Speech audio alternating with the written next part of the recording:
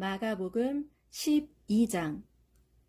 예수께서 그들에게 비유를 들어 가르치기 시작하셨다. 어떤 사람이 포도원을 일구어 울타리를 둘러치고 포도즙을 짤 구덩이를 파고 망대를 세웠소. 주인은 그 포도원을 소작인들에게 맡기고 멀리 여행을 떠났소. 수확할 때가 되자 주인은 포도원에 소출을 받아오라고 종을 보냈소. 그런데 소작인들은 그 종을 붙잡아 때린 후 빈손으로 돌려보냈소. 주인이 다시 다른 종을 소작인들에게 보냈소. 하지만 소작인들은 그 종의 머리를 때리고 심하게 모욕했소. 주인이 또 다른 종을 보냈더니 이번에는 그 종을 죽여버렸소. 그래서 다음에는 더 많은 종을 한꺼번에 보냈더니 소작인들은 그들 모두를 때리기도 하고 죽이기도 하였소. 이제 포도원으로 보낼 사람이라고는 주인이 가장 사랑하는 아들뿐이었소. 그래서 주인은 마지막으로 자기 아들을 보내며 생각했소. 아무리 그래도 내 아들만은 존중해 주겠지. 그러나 소작인들은 주인의 아들이 오는 것을 보고 서로 수군거렸소. 저 사람은 포도원의 상속자다. 그러니 그를 죽여버리자. 그러면 포도원은 우리 차지가 되겠지. 결국 소작인들은 주인의 아들까지 붙잡아 죽인 다음 포도원 밖으로 던져버렸소. 이럴 때 포도원 주인이 어떻게 하겠소? 주인은 불이 나게 돌아와서 소작인들을 모두 죽여버리고 그 포도원을 다른 소작인들에게 맡길 것이오. 당신들은 성경에서 이런 구절을 읽어보지 못했소? 집 짓는 사람이 버린 돌이 집 모퉁이의 머릿돌이 되었도다. 주께서 이 같은 일을 하셨으니 그 얼마나 놀라운가. 그들은 이 비유가 자기들을 두고 하신 말씀인 줄을 알아차리고 예수를 체포할 방도를 찾았다. 하지만 군중이 두려웠기 때문에 예수께 손을 대지 못하고 그냥 가버렸다. 그들은 예수의 말에서 예수를 체포할 빌미를 잡기 위해 바리새파 사람들과 헤롯 당원 몇 사람을 예수께 보냈다. 그들이 예수께 와서 말했다.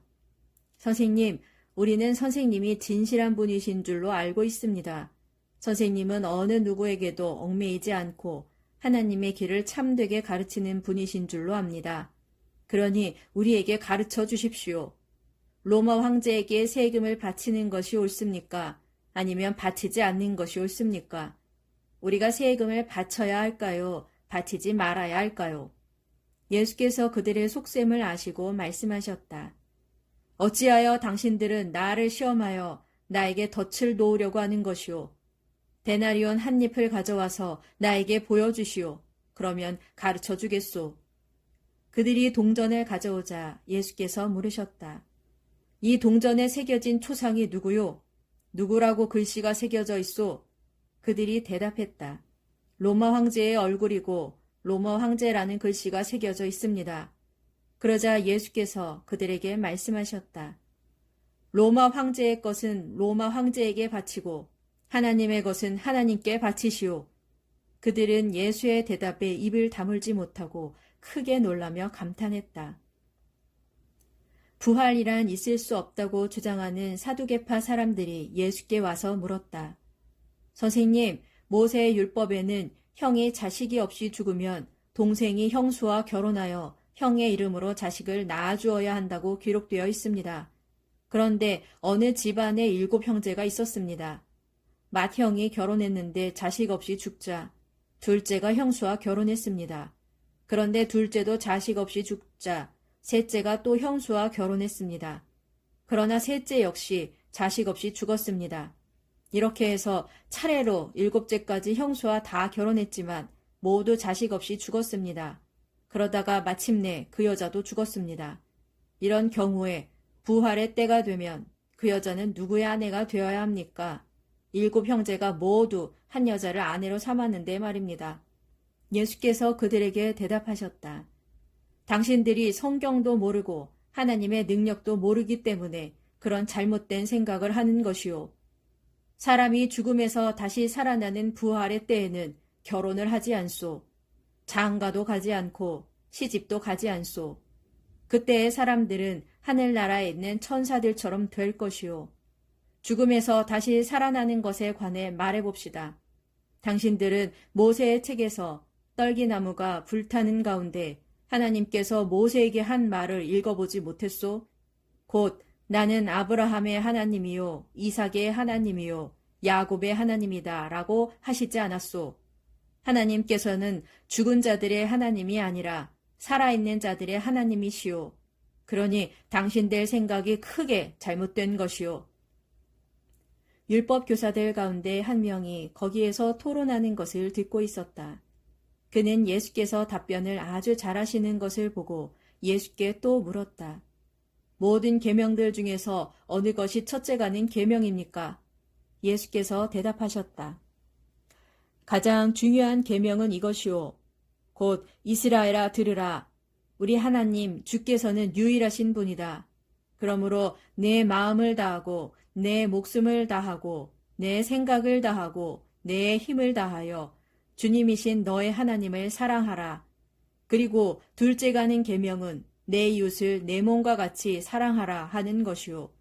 이 두 계명보다 더 크고 중요한 계명은 없소.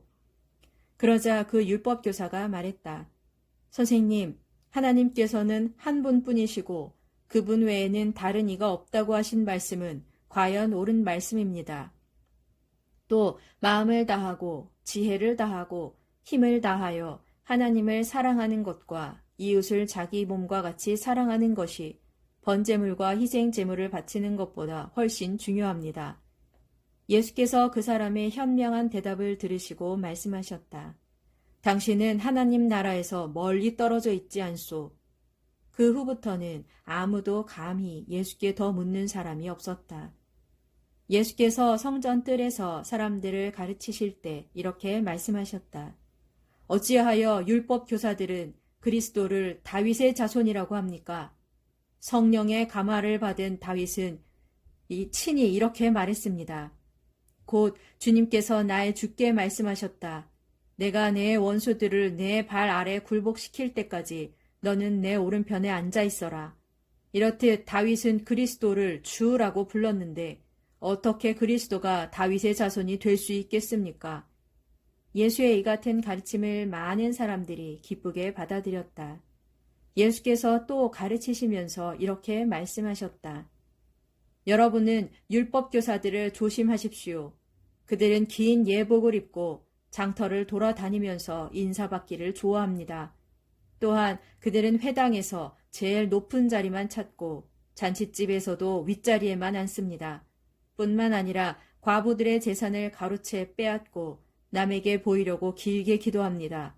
그러므로 이런 사람들은 장차 더 엄중한 벌을 받을 것입니다. 한 번은 예수께서 성전 뜰에 있는 헌금함 맞은편에 앉으셔서 사람들이 헌금함에 돈 넣는 모습을 지켜보고 계셨다. 많은 돈을 넣는 부자들이 적지 않았다. 그런데 한 가난한 과부가 와서 두렙돈, 곧 한 고드란트를 헌금함에 넣었다. 그때 예수께서 제자들을 곁에 불러놓고 말씀하셨다. 내가 진정으로 너희에게 말한다. 저 가난한 과부가 다른 누구보다 더 많은 돈을 넣었다. 다른 사람들은 넉넉한 가운데서 조금 떼어내어 넣었지만 저 과부는 극히 가난한 중에서도 자신이 가진 생활비 전부를 바친 것이다.